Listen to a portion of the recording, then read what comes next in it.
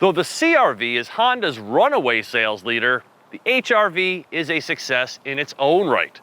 Introduced for the 2016 model year, its addition to Honda's SUV lineup offered younger shoppers a new entry point with a sub-$30,000 starting price, even for the top-of-the-line model.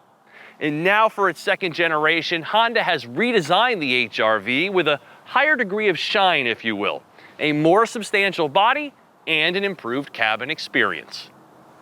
In pictures, before it arrived in my driveway, this new HR-V reminded me of the unsightly Ford Escape, with its grouper-like grille. But now that we've spent some time together in real life, I've done an about-face. I think this unusual but captivating Nordic Forest Pearl paint helps matters. It's definitely got more SUV and less car in its design now, which is exactly what the current market commands. Previously available in 4 trims, the new HR-V is now offered in 3 flavors: LX, Sport, and EXL, each with an all-wheel drive option, starting at $24,895 including destination. Honda predicts the volume model will be the HR-V Sport, priced from near $27,000. But the one I'm driving this week is the HR-V with all the goodies. The all-wheel drive EXL, L is for leather, including these exclusive features: a moonroof, dual-zone climate control, auto-dimming rearview mirror, LED cabin lighting, a power driver's seat, the biggest 9-inch touchscreen with an 8-speaker audio system, satellite and HD radio, a wireless phone charger, and front and rear parking sensors. So at $30,590, Honda isn't holding back. At least not too much. Start snooping around though and you'll find wafer-thin floor mats, no height adjustment for the passenger seat, no rear center armrest or anything else back here for that matter, just one seat back pocket, and the discreet use of some hard, unbecoming plastics.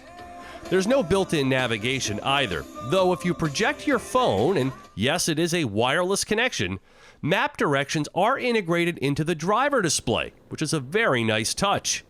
It's also not the quietest cabin in the world, but it is comfy and welcoming with a slightly higher SUV-like seating position and excellent driver visibility. From memory, this HR-V just feels bigger than before, which is why I'm surprised to learn that the rear leg and headroom has actually decreased and the cargo volume with the rear seats folded has been diminished. But overall, passenger volume is up with a greater focus on front seat occupants, which tells me that Honda's research must have discovered that rear seat passengers in an HR-V are a rarity. But there's no denying this cabin feels far more premium, kind of like a Civic with 7 inches of ground clearance. HR-V owners want versatility, and under the hatch is more standard space than before with the seats upright. So it may be possible to skip the optional roof rack and bike attachment. Just throw it back here. Honda also sells attachments for kayaks, surfboards, and skis, roof boxes, and even a tent that sleeps 6.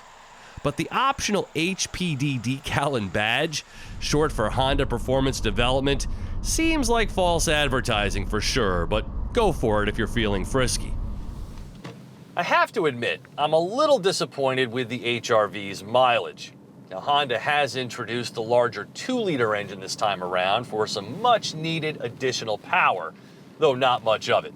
But I will say that what is here is noticeable in the way the car now more confidently steps off. But if Honda's only giving you 158 horsepower, then 30 mpg should be a reasonable expectation no matter how or where the car is driven. And the EPA rates this at only 25 mpg city, 30 mpg highway. And I really do miss the old manual transmission option, which was discontinued after the 2018 model year.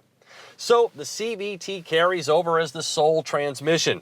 And the only way to really ameliorate those continuously variable blues is to shift into sport mode. And I'm talking on the back roads. Otherwise, this car is going to moan and groan its way up even the most modest of inclines. For 90% of prospective HR-V owners, I really don't believe the drive is dissuasive. And in around the town and steady-state cruising, the HRV is absolutely fine. The new platform feels tight and eager to please with typically excellent Honda steering, making me wish for the Civic's turbo and some more aggressive rubber. The Eco mode will test just about anyone's patience though, with its barely there throttle response, but like I said, shift into sport on the back roads and all is well again. Use snow mode for greater control during winter driving, where the all-wheel drive system can also now apportion more torque to the rear axle. Hill descent control, a first for a Honda SUV, seems a bit superfluous, but there it is.